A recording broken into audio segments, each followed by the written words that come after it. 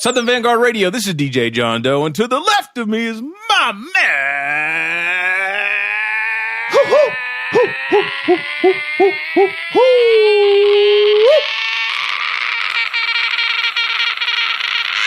Cappuccino. Me. Big homie, what's up? I feel like we were just here. Hey man, there's no place like here. There's no place like here. I am happy to be here. I know you're happy. I enjoyed my drive out to here. That's summertime ATL traffic is beautiful, isn't it? Anyway. Well, no traffic. You know, the rain had subsided and it was smooth sailing. Yeah. And I saw one of the baddest little young white bitches I've seen in a long time on Burnt Hickory. No, I was on Polk. On Polk, yeah. And she knew she was bad. And right. and that's an unfamiliar combo that I'm not accustomed to. So shouts out to the sexy little white bitch I seen on Polk Street in Marietta. Shouts out to you. I hope to see you on my way out. Yeah, maybe on my way out. You know, maybe next time. I didn't blow my horn at her this time because, you know, I'm in the new whip and I'm just not doing those type of things right now. But if you were in the van, you would have done it. If I was in the van, I'd have done that shit. And then, like 5 minutes later, police would have been pulling me over. Sir, we got to report that you were blowing your horn at a young, sexy white woman. Yeah. We're going to need you to step out of the vehicle. Yeah, I mean, Kennesaw Mountain is right there. And I wouldn't have made it tonight. That would have been bad. I'm smart. You are smart. I am. You smart. I am. Khaled told me himself. Big face bastard. Homie, what's up with you, man? I love it how Khaled's son is quickly becoming more famous than he is. I love that. But he got like the same kind of douche. Like, I feel bad really for talking shit about Khaled's son. I mean, fuck him and his dad. But I just kind of feel like, you know, he's going to be at a loss because of who his dad is. Well, yeah, he might be. But, I'm praying for him. You know, hopefully they just not too hard, but I'm praying for him. They just saving that dough. I drop a little something when I say grace. Yeah. Oh boy, you on one tonight, my brother. Oh boy, it's a hard life, man. Well, I'll tell you what. You know, we had quite a week last week. Mm-hmm. St. Knack. Super Knick-Knack Nugget. Super Knick-Knack Nugget just put a hurting on Daddy Knack. Put it hurting on the interview session last week, boy. Yeah, he did. Those fucking plays are and that through shit the is roof. Popping today. Yeah, that shit is popping today. And 168 has popped off thoroughly. Motherfucking 167 popped off in a major way. Yeah, man. So we must be doing something right. We're doing it right. That's man. What's up. All right. Well, I guess we're going to get down to business. This is an interview session.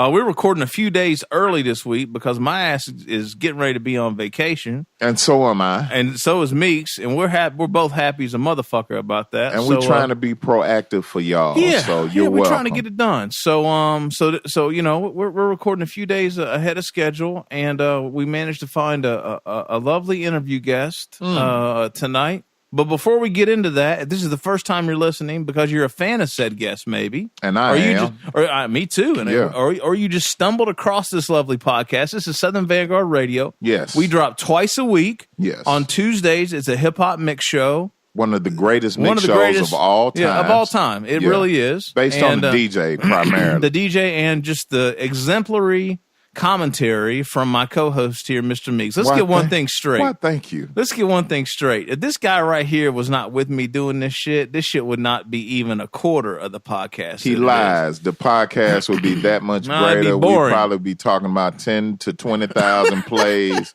per episode if I was not on this motherfucker.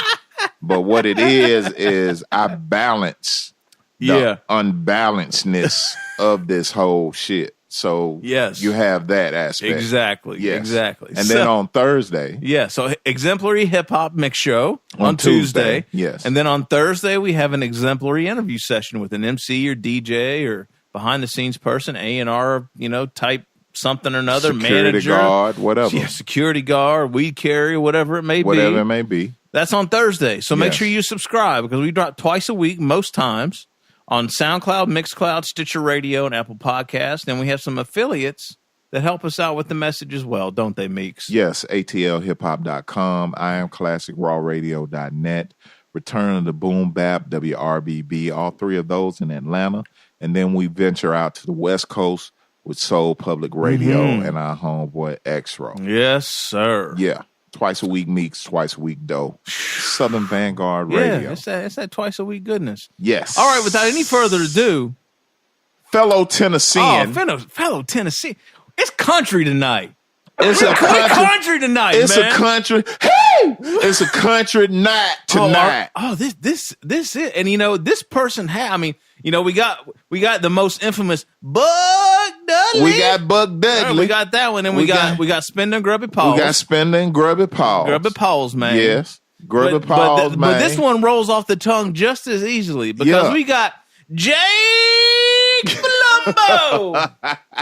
What up? Jake. What up? What's up, my dude? Vanguard. I'm on the guard, man, finally. Man, and I'm talking about from East Tennessee, living in Brooklyn right now. Paint that picture. The hillbilly in Brooklyn, man. The hillbilly in Brooklyn, man. I love it. It's a 12-year journey, man, of jaking it till you make it. Jaking it till you make it. Hey, man, tell me what it's like when you open your mouth at like a bodega or something like that, like the looks that you get. Well, it's a lot different now than when I first moved here because, when I first moved here, I'm not going to lie, like I was a little self-conscious about my accent, and thinking like everybody going to laugh at you and all that stuff. But once I got in the mix here and started realizing that like everybody in New York City basically sounds the same, and my accent would make me stand out to where people would, I could just tell somebody what direction something was at, and they'd stop and, where you from? And it would generate a conversation, with women, with, anything like, that twang all of a sudden would catch people from left field. And, after being here a year or two, I learned to just embrace it and I roll with it. And, now to this day, and it's so funny because, I'm largely associated with, what you call boom bap, New York underground, lyrical, backpack music, whatever you want to call it, but I'm the dude with the country twang who's riding around listening to, 3-6 Mafia and Silk the Shocker. My God. Oh my God. My God. Bipolar thing. Like, I don't know, man. Yo, Jake, follow me on this, man. Has that drawl, has that twang, has that gotten you a lot of work, being that you're one of the busiest mixologists and engineers in Brooklyn right now? Well, I mean, at the end of the day, the only thing that keep you busy as an engineer is your skill and delivering a product that people are going to be happy enough with that they're going to keep coming back to you paying their money for. Right. But with that said, in the initial conversation, that's the draw, right? That you draw them in. I've heard people talk to me on the phone, and then when they meet me, think like, "Yo, I didn't think he was going to look like you do." Right, right. Yes. So yes, exactly. It's I at this point, like you always got to embrace something unique about yourself, and absolutely, that's what's unique about me and sets me apart from everybody else. So I roll with it now. I'm fucking with it. That's beautiful, man. God damn, I feel like I'm at the crib right now. I mean, we at the crib. I'm at the crib right now. Like this, we talking to our cousin right now, man. Word. No Kinfolk.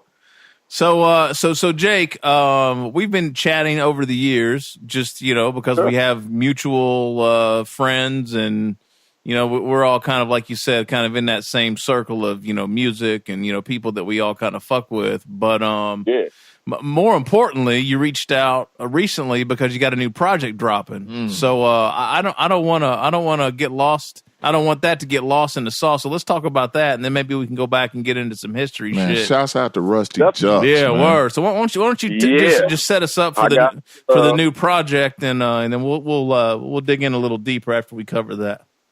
Yeah, so I got a new album coming out on July 6th, next Friday. It's a collaborative LP with Ruste Juxx on the microphone, Jake Palumbo on the beats, and we called it Jake and the Juxxman. And I don't know, some of your listeners may be too young to remember this, but there was Jake a short-lived and the Fat Man.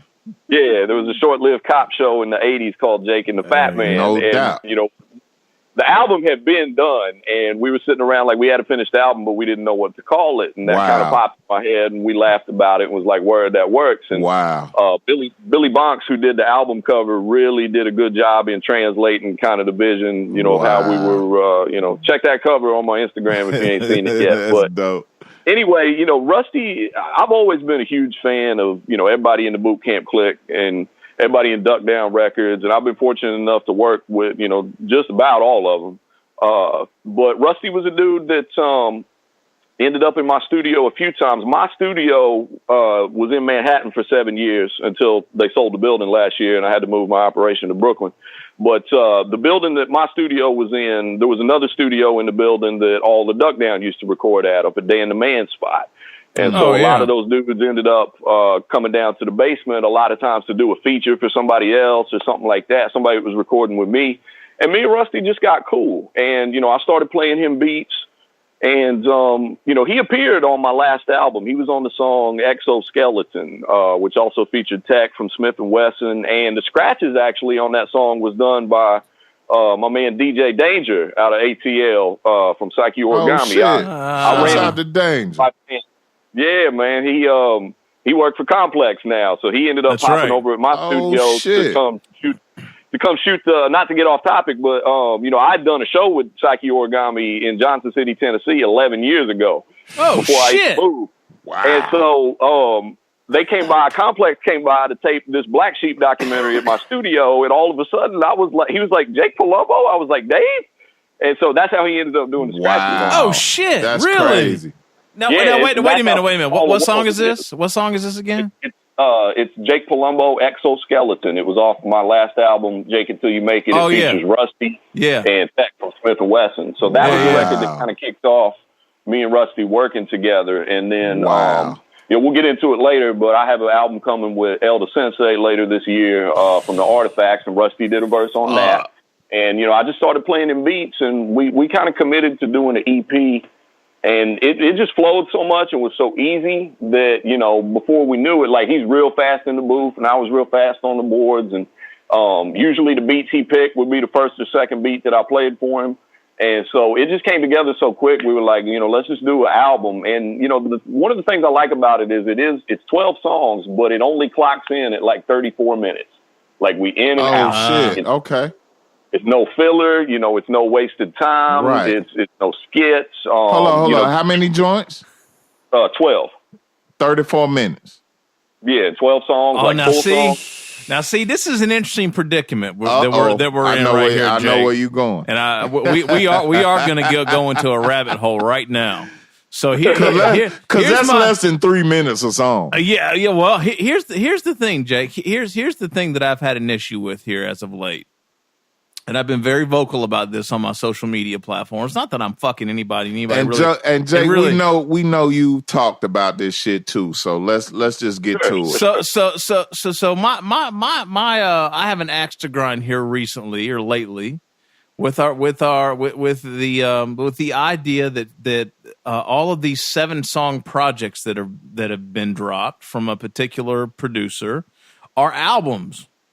And, in my opinion, a 7-song project is not an album. It's an EP.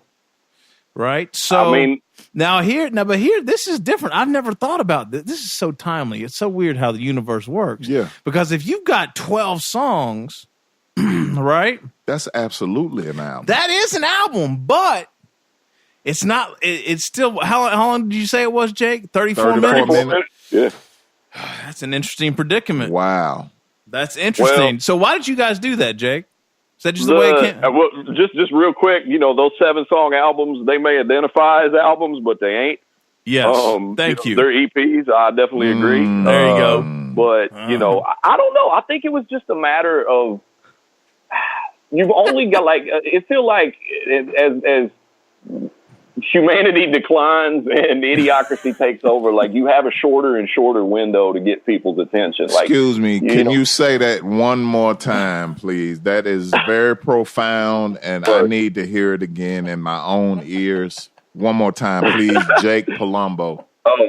like I said, as humanity declines and as idiocracy increases, like, people's attention span is really shrinking. And, you think about it, like now, people make careers off of 60-second Instagram videos and 8-second vines and 140 character tweets and things like that. So, the days, as much as I'm nostalgic for, the days of the 22 song No Limit album, that's not always practical nowadays. So I'm figuring, if we only got people's attention for this long, me personally, and even if people think in a single driven market, some people might think it's an outdated format, but I still very much believe in the power of the album. Like, I'm going to always make albums regardless, because to me, like, an album is a statement. Like, that's a start to finish. This is my work. That's, to me, what really makes you an artist is the ability to do an album and do a complete piece of work. So, we still wanted to make an album. It's like, if we're going to have these songs, we need to give them a beginning, middle, and an end and take them on a ride, have some up-tempo joints, have time to get some spitting in, have time to touch on the serious topics, like have time to, keep going. Yeah, I mean, it's I feel like an album should take you on a journey. It should take you up, down, sideways, whatever you're experiencing at the moment. But again, being conscious of the fact that you only got a certain window with people nowadays. People drop an album and then the fans will be like, well, when the new shit dropping? Oh my God, as opposed to from our era, when it's like a lot of times they'd save the best record for like the third, fourth, or fifth single, because it was a much more long-term, they were looking at it much more long-term marketing-wise. Right. But, that's really all it came from, was just like, not wanting to waste people's time. And it's like, if we could really do a lean, mean, in and out, like, rest in peace, man, the late, great Sean Price. I seen him talking to... And I'm not the only person that's heard this story. I've heard other people say the same thing. When he made Mike Tyson, it was only about 38 minutes or something like that. And people would ask him, they say, yo, the album's too short. And Sean P would say, oh, really? It's too short? You liked it, right? Well, play it again. Right. You know what? And when I see this thing, I was like, bang, there you go. Play it again if you like it. And that's going to end the interview, because I'm done. That's all I needed right there. Jake, it's been great talking to you, man. We're going to get on up out. Nah, bullshit. Hey, man, that was the realest shit I heard all this year, man. You know what I'm saying? Like, for real. And the fact that you brought P up, the Sean P interview we did is sitting at 17,500 plus plays at this point. I need a good P story right now. Like, that was the beginning of a good P story, but I think you got something for me, man. I just had a glimpse of what that brother was like when we talked to him, man. Can you tell me anything about P that the world might not know, and definitely that I don't know? I definitely knew and worked with Sean P. He came through my studio probably, I'm going to say, about 15 times or so over, the last few years. I won't claim to know him as well as a lot of people did, but, he was a presence, man. Like, he really, I know he always loved Marvel characters and the Grey Hulk and, all types of, iconic, characters like that. And he was that type of presence. He was dead funny, too. The dude was hilarious. And I remember one time, the last time I saw Sean Price, actually, he came by to do some songs with my man Innocent. And when my studio was in Manhattan, we had a little lobby that was, you could go blow it down at in between your sessions and whatnot. So there was a group of folks congregating and blowing it down. And Sean P was on his iPad, just looking at stuff and hitting his blunt. And there was a dude that was in the lobby. I'm not going to name names, but he was a little drunk and was going in about, yeah, son, you know what I'm saying, son? Like, they don't be playing the real shit on the radio, son. They be saying it's where hip-hop lives, man. Fuck the radio, son. He's going in. No. And, the room's just kind of letting the dude holler for a minute. And Sean P look up from his iPad and he go, hey, they got these now, right? He's like, you can play anything you want to listen to. And it was just like conversation over. You know what I mean? Like that Shut was the fuck up is basically what he was, but he did it in the nicest way. You know, if you don't like the radio, don't listen to the radio. Like you got these handheld devices now. Wow. You can pull up literally any song you want to listen to, man. What are you hollering about? Awesome. It was amazing, man. But no, definitely, you know, I was blessed to get him on my album. He's on a song called Dikembe Palumbo. Yeah, I think that's how we connected, Jake. Yeah, I think we played that joint on one of the episodes. Definitely. The early episodes. Definitely. Yeah, man. Yeah, I do remember that, and I appreciate that. Yeah.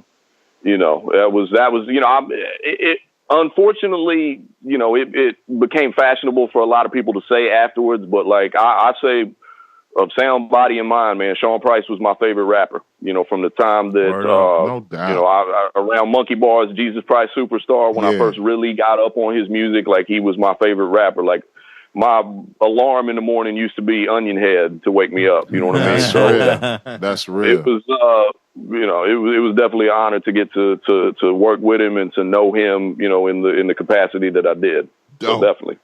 Thank you, man. Dope. So Jake, back to the album with Rusty. So 12 songs, 38 minutes. And I want to put the cap on this. Here's the thing, is that even if those songs are short, you still have to have 12 different beats. You probably have to have 12 or 13 different concepts. Like even though these songs were short, you know, you still have to apply a certain amount of care and attention to crafting this, kind of as you were saying, right? There's some work that goes into it. Well, it does, right? You know, I mean, you know, that's 12 hooks. That's, you know, it all goes back to an album, you know, being a beginning, middle, and an end. You know what I mean? So, you know, we would generally, I don't think we ever did more than one song per day. Like, I don't think no two songs were recorded in the same day. Like, we'd work on something and, you know, knock it out and live with it. And then Rusty would come back next week and, you know, we'd do another song. And, you know, it's, you know, the beat just kind of tell you what to do. You know, from there, the concepts kind of help make themselves, you know. Yeah. We worked together and also stayed out of each other's way. You know what I mean? Yeah. And it worked really good. Oh. So is this your first full length with someone else? Like where you've entirely produced it or no? Actually, you know, it's getting this kind of recognition. Yeah. But, you know, with me and my crew, you know, the SpaceLAB crew, you know, we've released, I think, 38 titles in 9 years, you know, between myself, Caesar Van Gogh, the group Gotham Heights, my man Cypherface, my man Ali Ox, you know, we all kind of, you know, had our crew for a while. And Jake, you know, hold on for a second. Satchel, shut the fuck up, man. We recording, man. God damn. Hey, man, John picked up this stray-ass dog, man, and took him in, and he's a fucking asshole, man. He races as fuck. Like, every time I come in here, he get the barking and shit, and I'm just like, I've been coming around this motherfucker for years, right? What are you saying about Satchel? Man, Satchel ain't shit. Man, fuck Satchel. I'm about ready to take him to the closest Chinese restaurant, man, and just drop him the fuck off, man. And turn him into a number 8. That's awful. I mean, like, get on my goddamn nerves. All right. So back to we're here talking to royalty right now, man. I know. Jake, I apologize. All right, so we sorry, man. Back to your 38 releases or 29. Yeah, but, you know, like I said, you know, that's just, you know, before anybody in the industry, you know, paid any attention to anything we was doing. You know, we was consistently, you know, self-recording, producing, pressing up, releasing, self-booking shows. You know, touring in a Honda Accord, you know. There you go. You know, doing the so damn, that was not really, the Honda tour. Hold up. who you tour with in a Honda, man? We did a tour in 2011 or 12. Are we talking about a Honda Odyssey, or Accord, or Civic? No, what? We there's a video on YouTube. We chronicled the whole thing. We did a tour called the 4 Deep in a Honda tour, and it was 4 of the guys from SpaceLAB. It was myself, Cypherface, Caesar Van Gogh, and Ali Ox, and we toured from New York to Los Angeles for 3 weeks. 4 rappers in a 4-door 97 Honda Accord. God damn, that's gangster. God. which got impounded for $900 at one point on that tour. But you know, I say all that to say, yeah, we've literally been doing the DIY, building our own fan base slowly but surely, you know, for 10 years now, or more than that, but seriously for 10 years. Yo, so that's DIY like a motherfucker right there. And the impound, did that happen in Cali? No, actually the impound happened. We had a show in New York, then we had a show in PA and Delaware, then had to go back to New York for one more show. Then we went to Boone, North Carolina. So when we went back to New York, it got impounded in New York. We was home and it got impounded. Damn. We was on tour but home and it got impounded. Damn. Ain't that some shit? God damn. On tour and get impounded at home. So anyway, yeah, man, like all that stuff, you know, was the preparation leading up to what's happening now. And, you know, because I have produced so many full lengths for my peers, you know, I got a much, better idea what to do, you know, and that's why I'm trying to take my approach as a producer, you know, going back to what I was saying about believing in the album still, you know, I feel like for me at this point, you know, I could go around trying to place beats and, you know, run to this A&R and do that and just get wrapped up in a whole bunch of bullshit that I don't really have any patience for. Or I can get with artists like, and you know, I dropped the album at the top of this year that I produced for a Queens MC named Roc Marciano that came out on Soulspazm. Yeah. And, you know, he had some appearances on there from Kool Keith, Cannabis, Roc Marciano, you know, a couple different people. And so, you know, dropping that project with Roc Marciano, this one with Ruste. I got another album with my man Caesar Vangard coming at the end of the summer. And then sometime near the end of the year, me and Elder Sensei from Artifacts is going to get our project together. But I'm trying to use, rather than going around, like I was saying, running around trying to whore beats out here and there, I feel like if I could just produce a hot album start to finish with MCs that people pay attention to, you know, when you listen to these 12 tracks in a row, you know, that's going to be the best commercial for my production that there is. You know what I mean? Like, you can come see me, get the beats, you can record it at my studio, I mix and master it, put it out on my label, whatever, you know, say start to finish, no middleman, no bullshit. No doubt. And, you know, that's kind of the approach that I'm using at this stage of the game to further, you know, people knowing about me as a producer, showing like, you know, anybody can place beats and that's cool. And definitely if you need beats, then you got to check, you know, feel free to holler at me.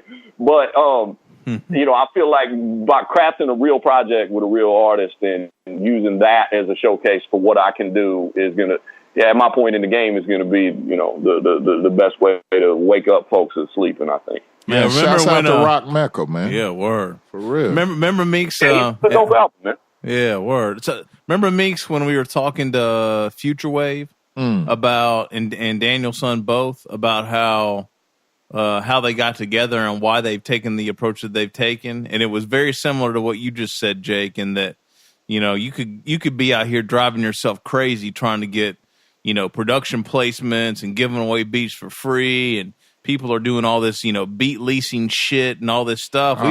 We just said, fuck it. We're just going to do our own thing. Yeah. And I'm going to find artists to work with. And, you know, we're just going to build this thing from the bottom up. And, you know, that's a lot better than trying to beat your head against this, you know, fake ass, you know, crazy industry shit, you know, trying to get fucking beat placement and whatnot. And Jake, real quick, what is the climate like in New York right now? Because that's a good question. You're talking to a couple of cats that did a couple CMJs up there and made the rounds, you know what I mean? But it's like, you know, New York is New York. So what, as far as like beat placement and shopping and things like that, is that still a viable thing, or what's the business like in New York right now? It is, but it's like it's been whittled down to such a smaller group of people that are actually, you know, if 15 years ago there might have been, you know, 500 A&Rs you could go see, like now there's, you know, less than 75 probably. You know what I mean? Oh. You know, it's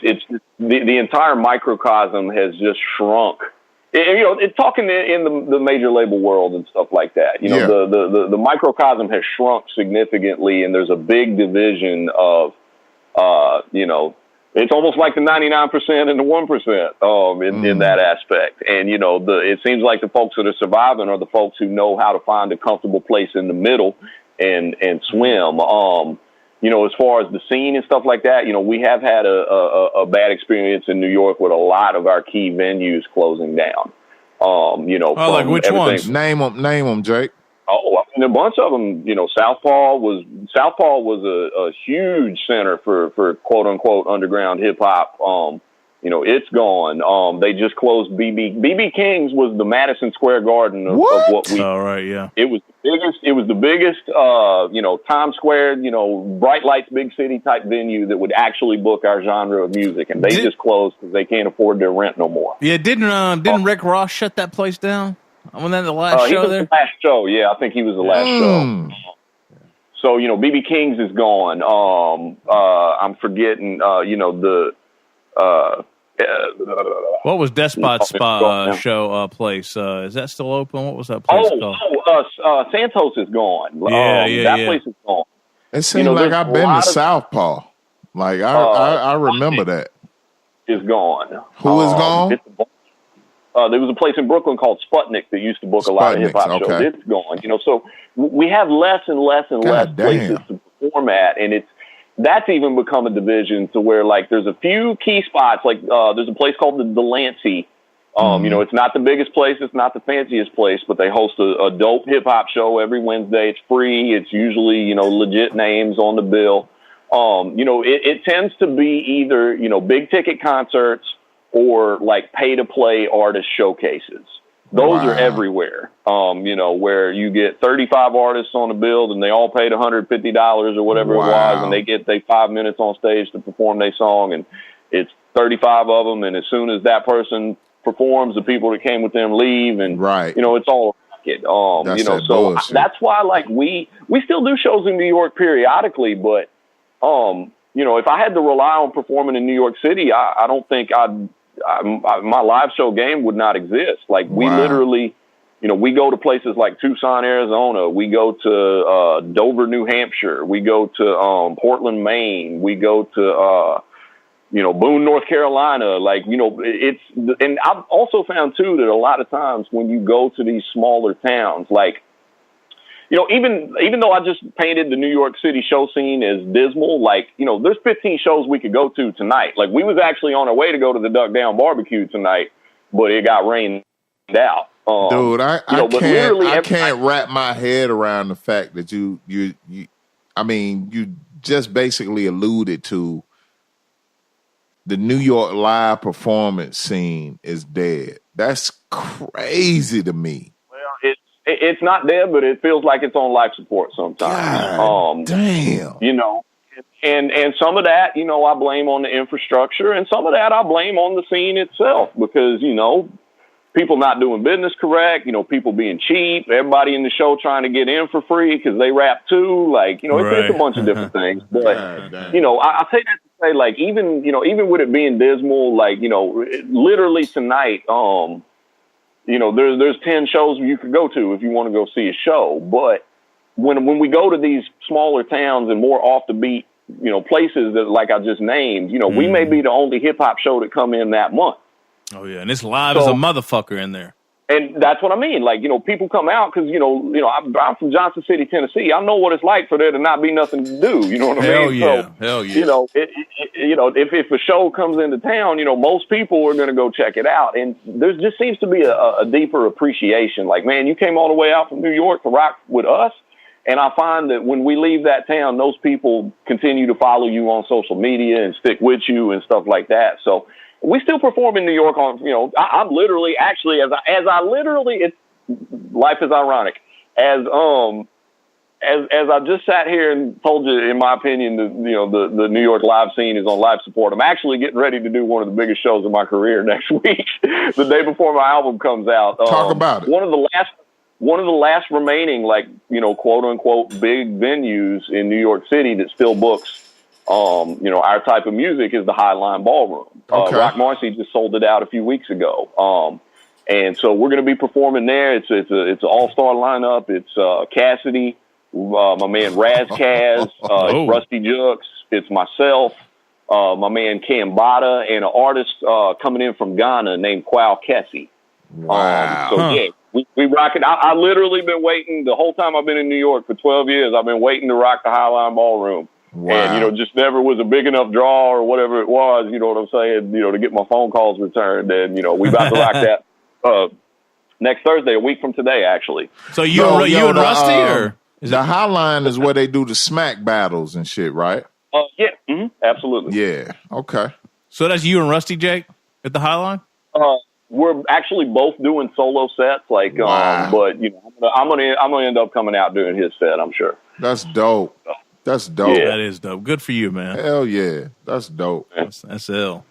So what else can you tell about the album? Tell us about the album, Jake. You got some features on there. You mentioned Razzie earlier. Raz Kaz. There's actually only 2 features. Like, we kind of kept that to a minimum too. We got Raz Kaz on the last song called "Wake Up." That's a little more, you know, like social, political type content in that one. And, you know, I work with Raz a lot as an engineer. And so, you know, it just kind of made sense to get him on that one. And there's a song on there called "Full Speed Ahead." It features my man Skanks, the rap martyr from Bank Eye Fam. And he laced that with a crazy verse. That song ended up, you know, kind of becoming, it's an album cut, like it's track 8, but that kind of ended up becoming one of my favorites by the time we was done. But yeah, we kind of kept the features to a minimum too. Like, it's me on the beats and Rusty on the mic, and, you know, like I said, you know, all killer, no filler. Dope. Yeah. Hey, Jake, real quick, man. Going back to the Southern drawl and the and the player aspects of just who you are, because I see it and I recognize it and I acknowledge it. Jake Palumbo has slowly gained recognition over the last few years for his work with elite MCs such as Roc Marciano, Royce the 5'9", Sean Price, rest in peace, Capadonna of Wu-Tang Clan, Rock of Helter Skelter, Raz Kaz, Elder Sensei, Artifacts, Kool Keith, Cannabis, Vast Air, Shabam Sadiq, and many more. How do you find yourself in these situations, man? Like, we talking about some dudes that personally we've tried to get at and haven't been able to do it. And is it a situation where accessibility is the least common denominator, or is it your work ethic? Is it your professionalism? What's the draw? Because I think it's all of the above. That's high cotton, man. That's like, you know, it you know, honestly, and you know, as you know, a lot of it goes back to being an engineer. You know, I've had my own studio for almost about 7.5 years now. You know, and prior to that, you know, shortly after I moved to New York, when I was fresh off the boat from Tennessee, you know, I worked at a couple other studios around the city, and you know, everywhere I worked at, I made a conscious effort to be personable, to be good at what I do, to get the work done and get the fuck out of the way when it was time to get the fuck out of the way. Smart. To always identify who the check writer was in every situation. Okay. You know, to, you know, but really just to be personable and to deliver. And you know, as time went on, you know, all those studios I worked at started closing, and eventually I had enough clientele to go into business for myself. And really, you know, it was being in that position, you know, having a reputation as being, you know, dope on the boards and, you know, being fast, being easy to work with, being cool, you know, even on down to like, you know, people like to pick my brain in the studio and ask me like, you know, legal questions about the music business, or like ask me, yo, what was the B-side to this 12-inch, or, you know, blah, blah, blah. I can't remember what I ate for breakfast yesterday, but I can tell you the answer to that. Got you. You know what I mean? So I say that to say a lot of times, like, it's a much easier sell. Well, I'm going to tell you this. Like, here's one of the biggest things I feel like has helped me is not shooting my shot before it was time to shoot my shot. And what I mean by that is this, like, for example, like I've engineered for Tony Touch for about 5 years now, starting with the Peacemaker 3 album. Okay. I didn't even tell Tony I did music for about a year after we started working together. Like, he would come in the studio, I would get the work done, I would, do what I was supposed to do, I'd be cool, I'd crack jokes, develop a rapport. And so when it actually came time to, hey, Tony, this is my new single, blah, blah, blah, bam, it's in rotation on Shade 45 on Toka Tuesday. There you go. And then I don't ask him for nothing else for 2 years. And then when Jake Until You Make It come out, bam, I'm a guest on the show. Wow. And I could tell you so many other stories like that, to where I did not just run up on people and like, yo, man, I rap, I make beats, man, I got my own label, like, I'm doing this, I'm the future, man, we about to do this shit. Like, I didn't do that. I'm just, yo, what up? I'm Jake Palumbo. Here I am. This is what I do. Let's get your work done. And it's such an easier sell, meaning like, if Sadat X come by the studio to do a feature for somebody, and I've known Sadat for a minute now, so, it's no thing. But, at that first point in time, like if somebody has a great session with you and they like working with you in the studio, or they love their mix and master or whatever, it's such an easier sell to be like, hey, man, do you mind if I play you some beats? Or, hey, man, I got this album coming. Like, I was wondering if maybe what we got to do to get you on this song. You know what I mean? It's so much easier to get things done. Like, people always approach with the wrong attitude. Like, they come out with a handout. What can you do for me? As opposed to, what value can I provide to the situation? And I promise you, if you go into it with that approach of what value can I provide to that situation, you're going to get people much, much, much more willing to lend you a helping hand when it's your time. And, no doubt, all these things, Roc Marciano came through to do a verse for my man Innocent. He had a good studio session with me. I didn't see him for 2 or 3 years. He came back to do another verse for somebody else. Oh, hey, Jake, what up? He remembered me, Mm-hmm. By the third time I work with you, now I feel comfortable asking you, hey, can I play you the song? I want you to get on Jake Until You Make It. And he blessed me on Manila Envelopes.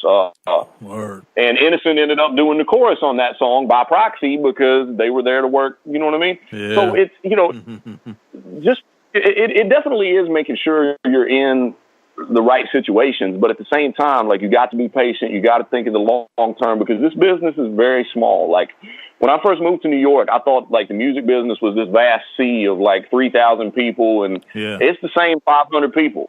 You know what I mean? Just recycled, and this person work over here now, and this person work over here now, and this guy used to be the janitor, and now he the VP, or he used to be the VP, and now he the janitor, or So you see the same people on the way up as you do the way down. So by just being patient, and even on down to, like working with some of the other boot camp guys, when Rock Ness Monster came time to do his solo album, the guy that was A&R in his solo album came to do a session with me 2 weeks before, and he's like, oh, well, we need a studio to do Rock's album. I had a good session with Jake. I should recommend him. Wow. I worked with them dudes for months, man. I think I tallied it up. We spent like 210 hours on that album or something like that. Really? Like, the last solo album, Jake?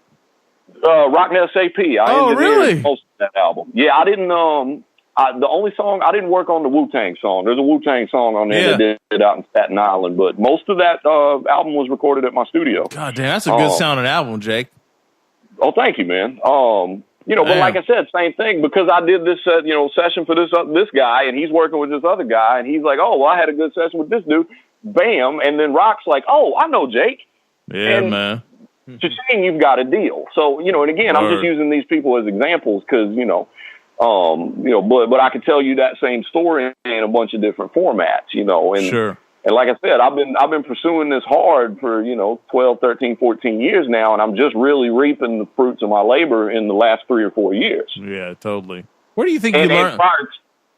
Go ahead. Go ahead. Oh, I was just going to say, prior to that, like, I had almost kind of accepted, like, well, I'm going to just languish in obscurity, and I mean, hey, at least I'm happy, and, I got to, but, perseverance, you never know what's around the corner, man. No doubt. Where do you think you learned that from, man? Because I don't know you can really teach that. I have a very similar philosophy to yours, actually. I don't know. You can't teach that. You can. Yeah. I mean, maybe you can teach that, but it would take a man more wise than I. I just had to. I always say everything I learned by fucking it up. Right. Make mistake is the best because when I was 3 years old, I went and put my hand on the heater and I burnt the shit out of myself. But guess what? I never put my hand on the heater again. I bet you did. So, it's that same thing. Like everything I've truly learned about, how to navigate the music business and stay afloat, even on down to navigating life and, women, relationships, whatever it is, everything I learned by fucking it up. Oh, don't get us started on that shit. Yeah, you want to talk about a goddamn rabbit hole. You talking about burning your goddamn hand on the heater. How about me and all my cousins got the same floor fern scar on our leg? Anyway, hey Jake, what did you gain your skill set from, man? Are you classically trained? Did you go to school, or is this just some real life experience? It's pretty much just bedroom woodshedding. I did, like, when I was a kid, I used to play in the school orchestra and stuff like that, and I was a percussionist. I learned how to read music and stuff like that, but I got kicked out in the 8th grade for being a disciplinary problem. But I just chalk it up to the same thing. Like, living in Tennessee, like if you don't find, maybe it's different now that they got smartphones and Netflix and all types of other stuff. But, when I was a teenager, like if you don't find something to occupy yourself with, you're going to get into trouble rather quickly. Small town shit. Quit. My mom, how my mom and dad tolerated me having a set of drums in that little rental house, when I was in the 7th grade, I don't know, but I might not be talking to you today. They did not mind me making noise, making music, because they know where I was at. Like if I'm in the bedroom banging on the drum machine or playing the drums or playing the bass or the keyboard or whatever, they know where I'm at. You know what I mean? So they tolerated the noise and shit like that. So, and same thing, it's just, it's a passion and it's an obsession in some ways. But even on down to like, when I moved to New York, I found myself in a bit of a pickle because I'm not going to lie to you. Like I moved to New York with about $75, $80 to my name in 2006. Oh, and I stayed on somebody's couch for a few months till I found a job in an apartment and, I was at a crossroads because I was like, I've moved to New York because I need to make a drastic change. I need to, make my mark in the music business. I'm going to die in Tennessee, whatever it is, and, I found myself at a little bit of a crossroads of like, well, how do I get in? Like, I don't know anybody and this is this big oversaturated thing and everybody raps. And, I got to thinking like, I've operated a studio in my bedroom for all these years and I do kind of know some shit.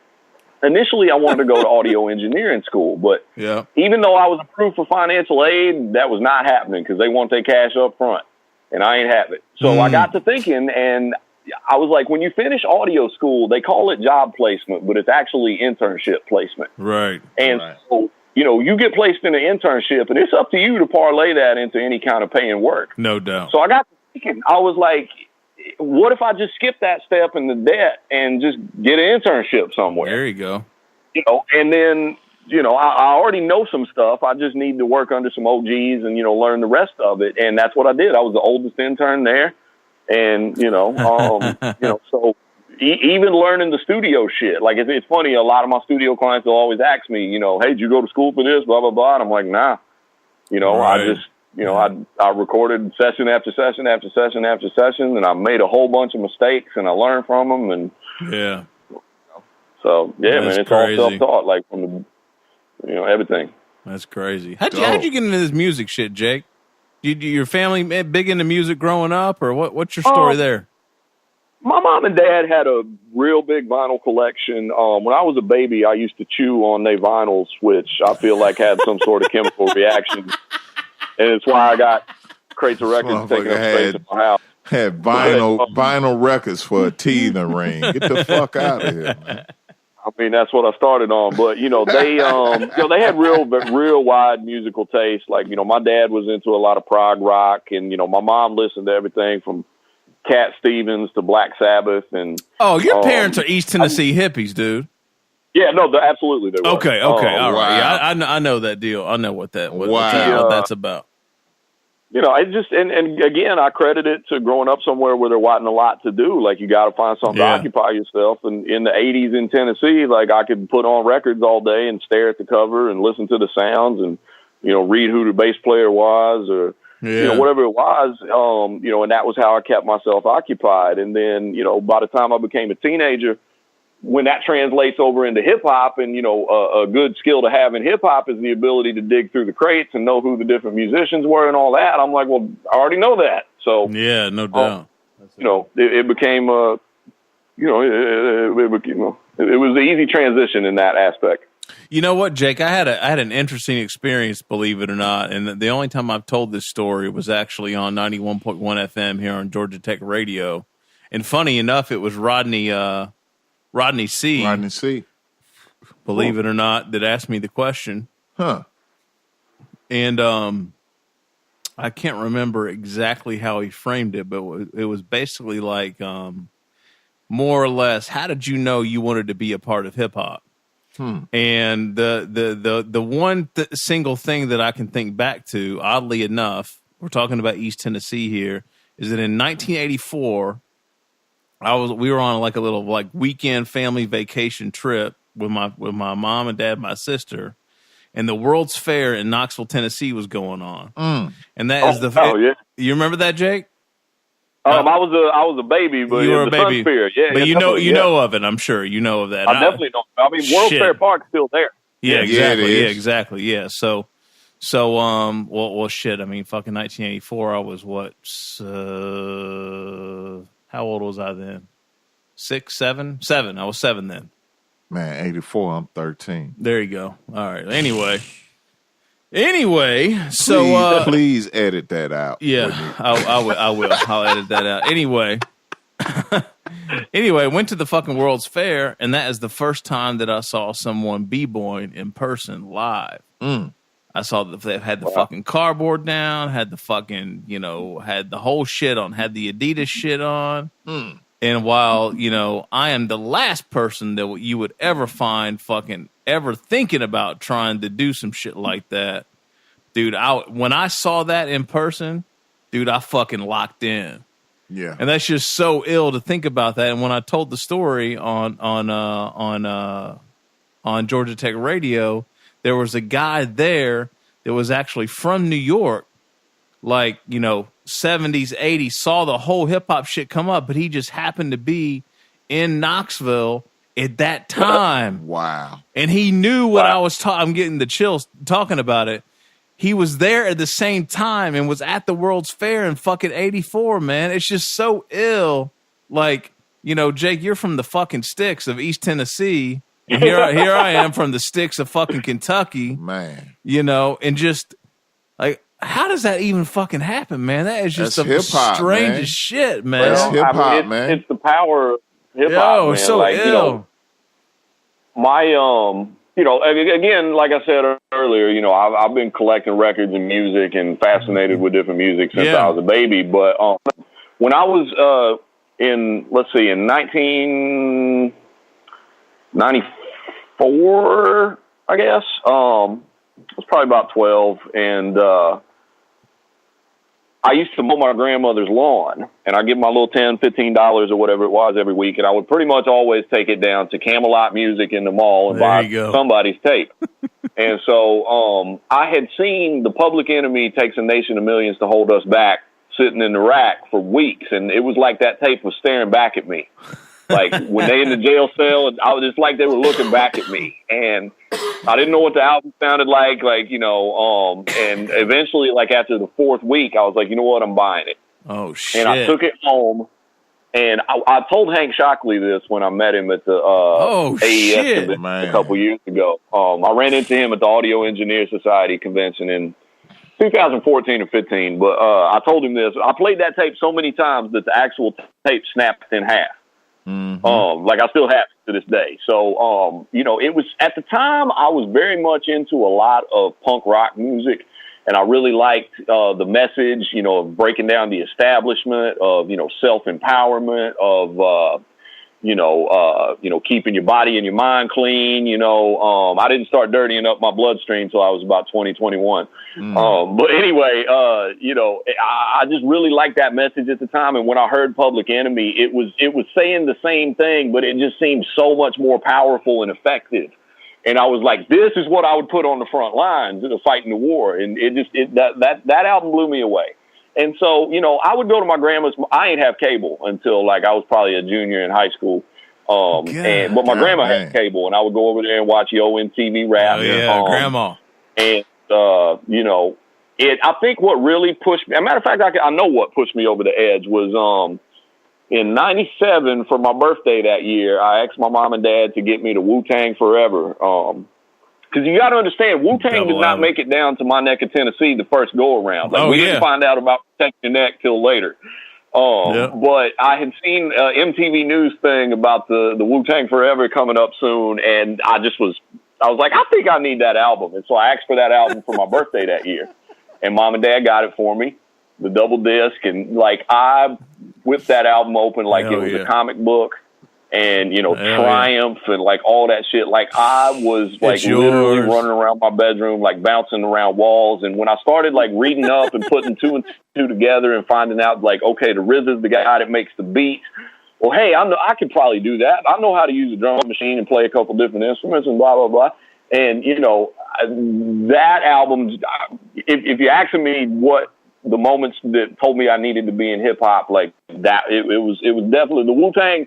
There was stuff leading up to that, but the Wu-Tang Forever is what pushed me over the edge, That's awesome. And just kind of changed my life in a way. That's awesome.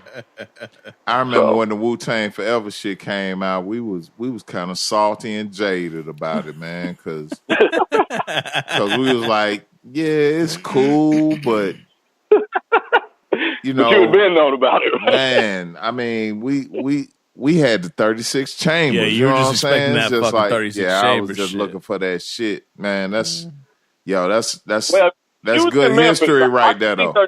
I was in Atlanta. I've been in Atlanta since '89. I graduated from high school in '89, and I hit the Metro Atlanta area in the fall of '89, man. So I've been here ever since, really. Yeah, Jake Meeks is a cultured motherfucker. He moved to the big city many more moons ago than you and me did. Big city.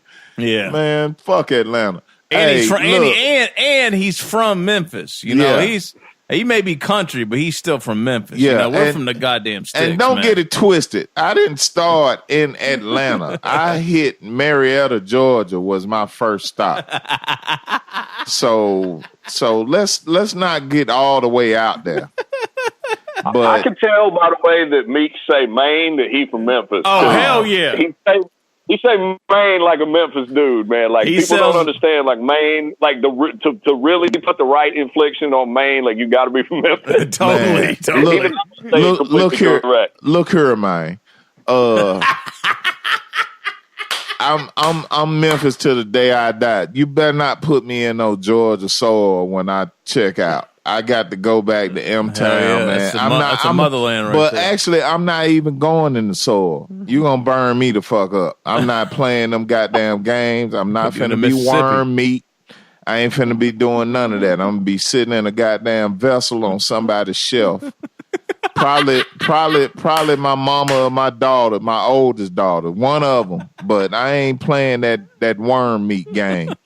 But it's so interesting to hear your story, Jake, because it's very similar to ours. You know what I'm saying? As far as when you think about hip hop and its connections to the world, there's a certain aspect. There's a whole nother story when you get into where we come from, and how the South plays into this shit, and not even by today's standards, but early on, you know what I'm saying? It's oh man, I just remember going to school and bringing a 3 or 4 pack of blank tapes to one of my homies because my mom wasn't buying me shit first off, and just hitting them off yo man, let me get that BDP.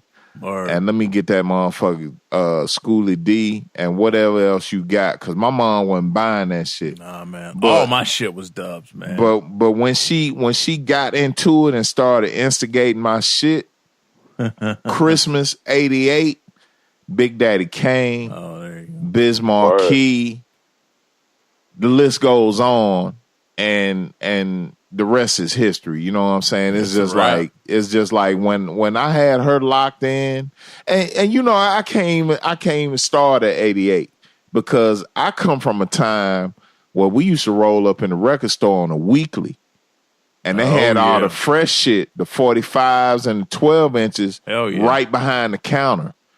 Man, let me get that Fatback Band. Let me get that Run DMC. You know what I'm saying? Let me get the whoever else was popping at the time. Yeah. I remember having that shit, like, and my mom wouldn't even go in the store with me. She let me out the car. I go in there, get what I had to get, and get back in the car, and I go to the house and I throw that shit on the turntable. She knew what got your gears going. Dude, man. This shit changed my life. This shit brought me out. You know what I'm saying? Right. Like before this hip hop got into my veins, I wasn't doing shit. Right. I was the ultimate lame. You know what I'm saying? I had the cool cousins that was looking at me like I was a fucking idiot. Yeah. But when I got off into the hip hop before they did, they couldn't tell me shit. Who the lame now? You know what I'm saying? So it's like, I can appreciate you for that, man. I know what it is coming up like that. So we locked in like that. That's cool, definitely, man. I appreciate that. What do your parents think about all this music shit, man? Your family think about all this shit, Jake? Well, I mean, definitely. My father passed away in 2003, and so he only, he always, encouraged me on the music for sure. But he only really got to see the me really doing what I do now. He only got to see that in the baby stages. But my mom is my biggest fan. My mom, she keep up with everything I do, and always is. And the thing is, my mom's real popular amongst rappers too, man, because. We'd always pop in on tours and stuff like that, and she feed everybody. And we did a record a couple years ago. It was maybe 3 years ago. I produced a record called Darkness. It was Shabam Sadiq, El Gant, Master Ace, Raz Kaz, and Pause One. And my mom had just been diagnosed. Yeah. What's that? I know that record. Yeah. Oh, okay. Yeah. So I produced that record, and the artist, my mother had just been diagnosed with breast cancer at the time. Oh. And the artist, donated all the proceeds from that record, to her recovery and shit like that. So that was a huge blessing, on their part, very kind. She's doing better, man. She's had surgery and whatnot, and is on the mend. But so literally, I've helped raise money for my mom through hip hop. You know what I mean? Oh. And she's I'm not gonna say my mom is a hip hop head by any means, but sure. She likes to be involved and understand what her kids are into. You know what I mean? So that's why I got that Wu-Tang tape or CD for my birthday. Like that's why. My mom was the same way. She was. I think she was out of fear for my life. When I latched on to something, like she was like, okay, I need to latch on to this shit too, because it seemed like he about to go feet first into this shit without, no regard, no thinking about this shit. It seemed like he about to go all the way in on this shit, so I need to be ready. And I can appreciate that about my mom. And shouts out to my sister-in-law, Danetta Jackson, who just got diagnosed with breast cancer, and she just had her first chemo session. Yeah, no doubt. So we praying for her. Absolutely. So and shouts out to your mom, Jake, for real. Oh, thank you, bro. Thank you, man. Yeah. Damn. Word. What was I gonna say? I don't know, man. I had something. I had something. No, it's okay. I had something I was going to transition to. I'm going to get a beer. You go. I'll be back, Jake. Yes, oh sir. no! You know what I was gonna say?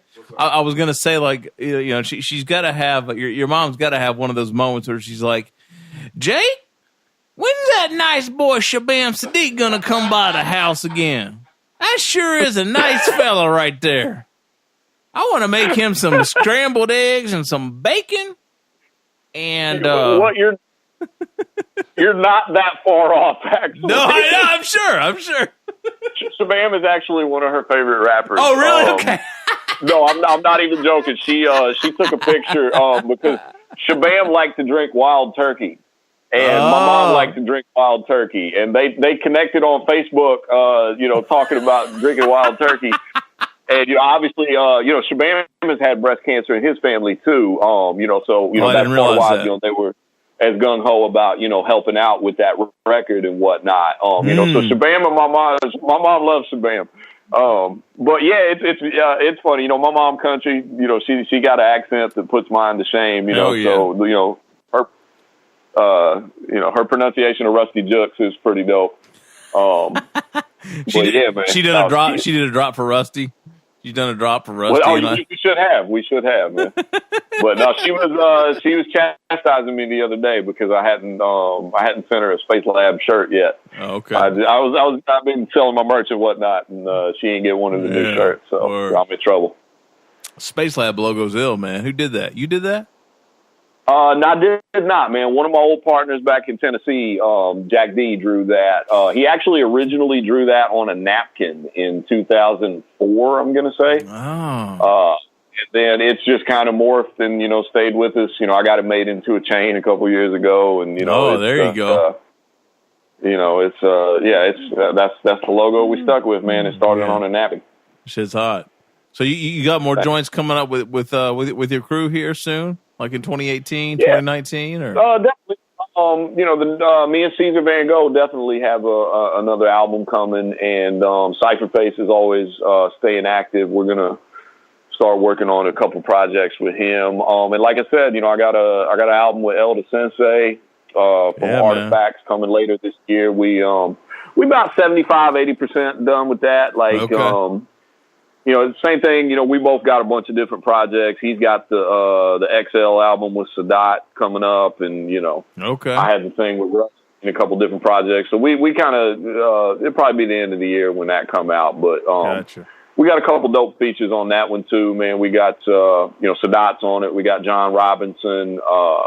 We got Wordsworth on there. A couple different people. And then eventually, I got to start working on my next solo. I'm throwing around a couple titles, in my mind. I got to always have the album title first before I make the album. Hell yeah.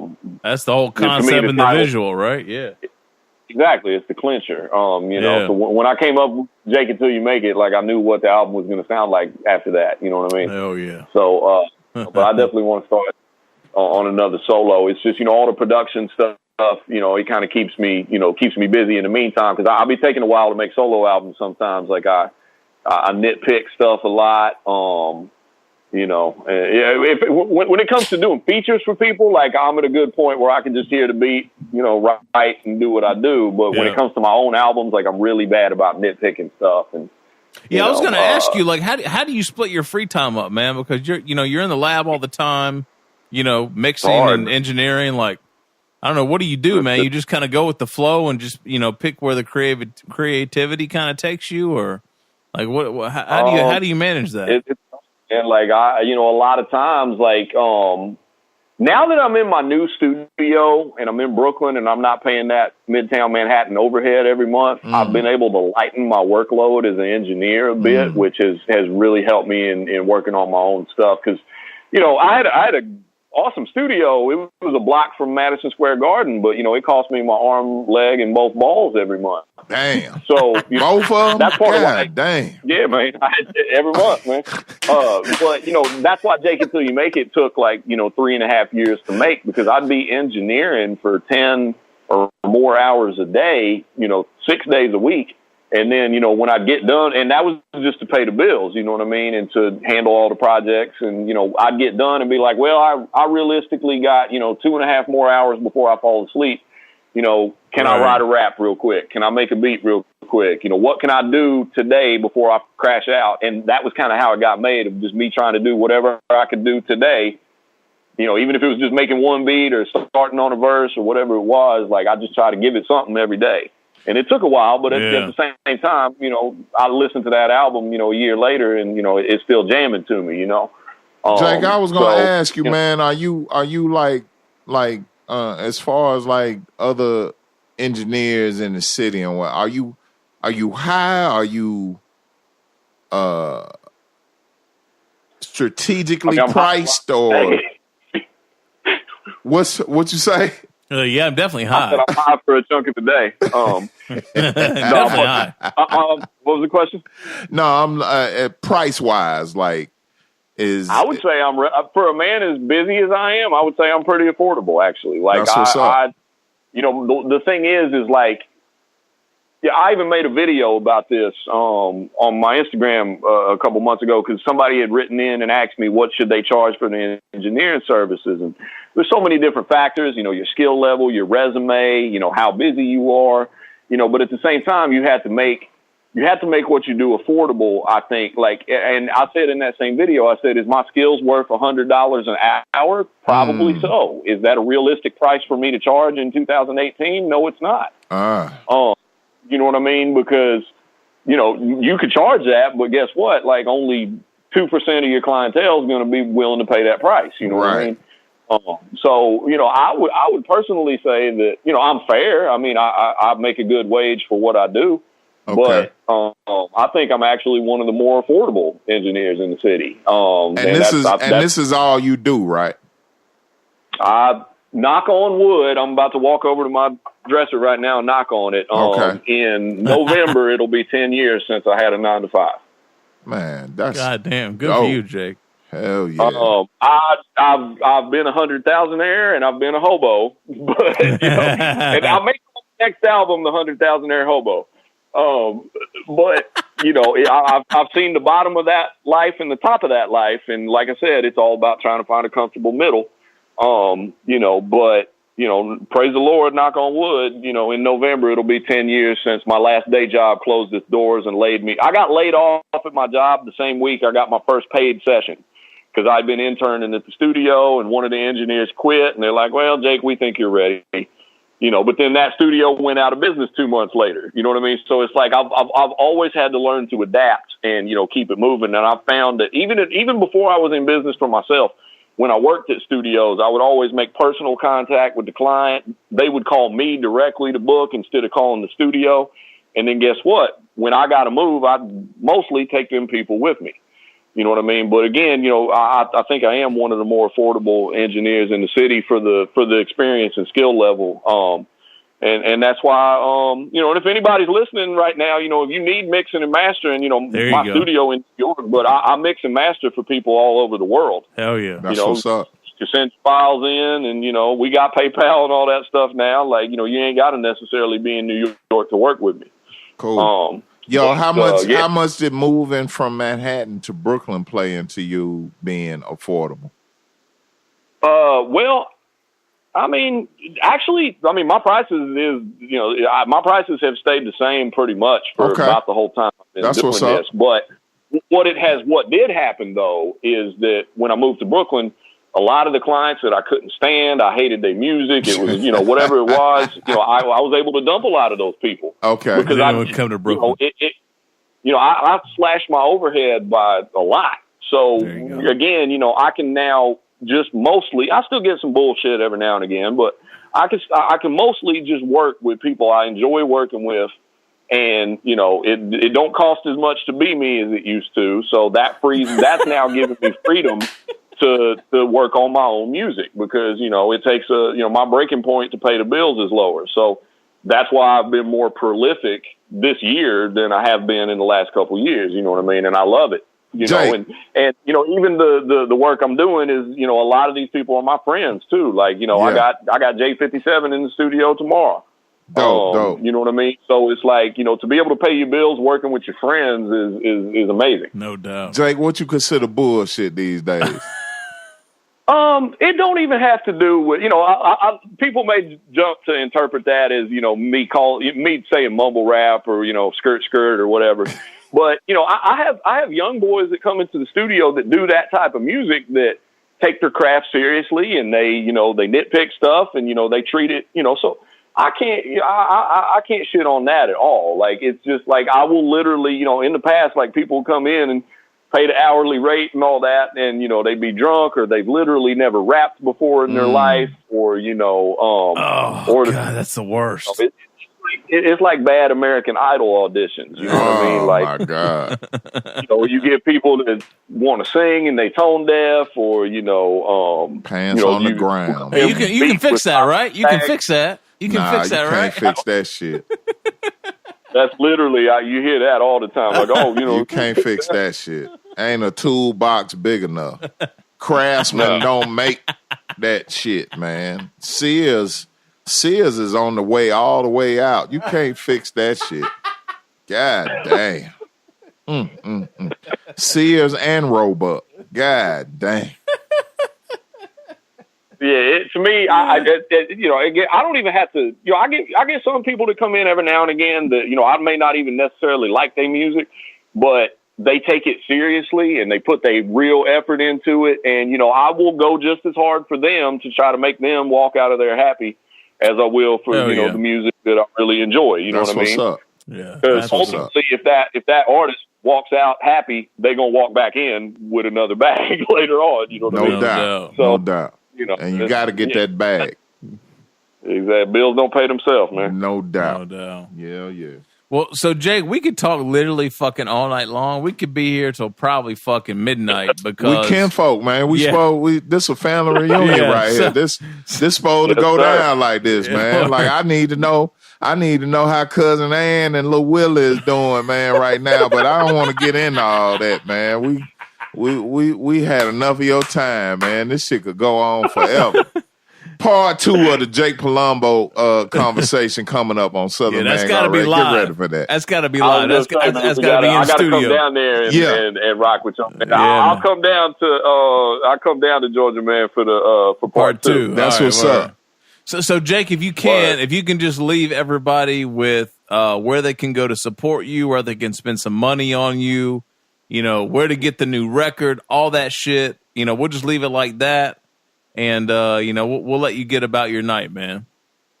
Yeah, man. Well, you can go to jakepalumbo.com. That's JakePalumbo,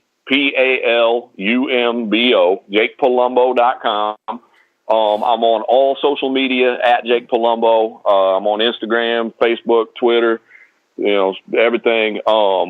You know, the new album, Jake and the Juxxman, me and Ruste Juxx, it comes out next Friday on July 6th. You know, set your 4th of July weekend off correctly. You know, it's going to be available everywhere via my label, SpaceLAB Recordings /Soulspazm. And, you know, my Jake It Till You Make It solo album is in stores now. You can follow me on Spotify, you know, Apple Music. I'm everywhere. Like, you can put Jake Palumbo into Google, YouTube, you know, you're going to find something. Right. You got those. You got that ill merch too, man. Those SpaceLAB shirts are looking crispy, man. We might have to do a Southern Vangard Radio SpaceLAB T-shirt swap. If you're up for that. I'm with it. Jake, we got a little situation with Soulspazm, man. Shouts out to Soulspazm, man. They treating you good. That's a good situation for you. Yeah, I find J57 actually introduced me to Jim Drew, the guy that owns Soulspazm. Shouts out to Jim. Here. Same here. Yeah, same here. So yeah, they you know, it was a real good situation. You know, they gave me the freedom to do what I want to do and to put records out, you know, how I want to and when I want to. And man, they had to open the door for you. You know, I definitely we've been rocking with them for a little over a year now. That's what's up. You're definitely going to see some more music, you know, coming out through Soulspazm with us. Man, shouts out to Soulspazm. So Jake, real quick too, for those of you that listened to the interview first and not the mix show, you sent us 3 exclusives tonight, I believe. I sent you 3 exclusives off Jake and the Juxxman. Yes, sir. So let's talk about it real quick. We'll lead the people with that. Give them a little taste of what they can expect when the album drops this week. Definitely. So, Poem, what is it? Poem to Your Dome. We got, we got the first single, We Getting That. That's a record that kicks the album off. Yeah. We're going to be finishing up the video at the first of the week, so you should see the video drop sometime around the end of next week. Okay. I think I actually gave you the first 3 joints off the album. I gave you "We Getting That," you got "Poem to Your Dome," and you got "Give Me What You Got," which I think is going to be the second single. You gave me the Crown Heights joint too. The Crown Heights Own. Oh, Crown Heights Own too. Yeah, we're really. I just recently spent a month's rent on a new camera, so I can start handling all my own videos. God damn. You know, and we kind of aim to do visuals for most of the album. Like, we're going to spend probably the next 6 months, putting visuals together for most of that, and try to, like we were saying earlier, try to look at it more in the long term and work the record for a little while.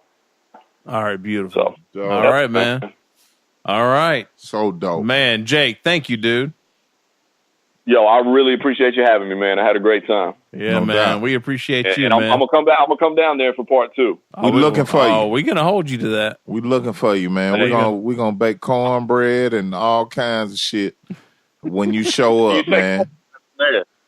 You say cornbread, I'll be there. You just throw up the cornbread signal. Man, and I make a mean pot of greens too, man. I do a trilogy of collards, turnips, and mustards. Is not to be fucked with. I got you covered, man. Now you do have to be careful, Jake, because the very first time I went to Meeks, Meeks' crib and had his fucking New Year's collard greens, black eyed pea shit. My ass ended up in the goddamn emergency room at Kennestone with the fucking appendix. I got my fucking appendix removed. Well, check this out. What the fuck, man? Now, John Doe, bless his heart. Bless his heart. His soul food intake was at the minimal. You're right, it was. I will admit that. His body wasn't used to all that sodium and seasoning and shit. So we had to take an organ out so I could handle it. And it's just an appendix. You know what I'm saying? Like, we got like... You don't need that shit for anything anyway. I mean, we got like 7 of those. So, one appendix to get your seasoning up. I mean, that's the ultimate sacrifice. But he good now. I fuck up some college now. Yeah, he fuck all that shit up, man. Chitlins, hog maws, all that shit. He eat all that shit. So we good. You gotta spend money to make money, man. But I know you ready though. I know. Oh, I'm prepared, man. I'm ready. I'm ready for the trilogy, man. Oh man, Jake, that's what's up, man. We Jake appreciate Palumbo, you, man. Thank you, brother. Much love. You guys have a great night, man. Thank you for having me, man. You too, man. Thank you, bro. We need Rusty. We need Rusty sometime too, man. Help us tee that up, all right? Yeah. I'll send him your way, man, for sure. And shoot me your address and stuff, man. I'll shoot you guys out some t-shirts, man. Yes, sir. That's what's up, man. We'll send them back to you. Yes, sir. All right. Yeah. Definitely, man. Thank you, Jake. Be good, brother. Yeah, man. All right, thanks, man. Anything you need, holler. You got it. No doubt. All right, my man. Oh man, you gotta love it, dude. Man, it's good talking to family, man. It is. You know what I'm saying? Like, you ain't got to be there at the reunion, but if you just get the phone number, man, you can keep that relationship. See, man, intact. the minute that I talked to Jake on the socials, on the Twitters, a number of years ago, man, he shot that. I gave him my cell phone number, right? Because I'll give you my fucking cell phone number. Yeah. You know, if it's the right situation. Yeah. And man, he shot that 423 number over, which is East Tennessee. Oh man, all day long. I was like, oh shit. Yeah. I was like, where are you from, man? Right. He's like, oh man, Johnson City. Hold on, he up in Brooklyn with a 423. Yeah, I'm like, this motherfucker. See, that's just like me. I got a 678 area code, but my driver's license and my license plate. Man, don't play with me. I don't give a fuck about you or Metro Atlanta. Don't play with me. No doubt. I keep my shit at the crib. No doubt. Hell yeah. yeah. Yeah, I knew. I enjoyed that. I knew from that minute. I was like, you know, me and this dude and us, we're gonna get along. Yeah, he a real one, man. Shouts out to Jake Palumbo, man, and his whole movement. Yes, for real. Sir. Word. We the guard. Right. Yeah, we the guard, man. Southern Vangard Radio, DJ John Doe. That's Eddie Meeks over there. Yeah. Twice a week Meeks, twice a week Doe. South in your mouth. Tell a friend. Southern Vangard Radio. We out. Peace. Peace.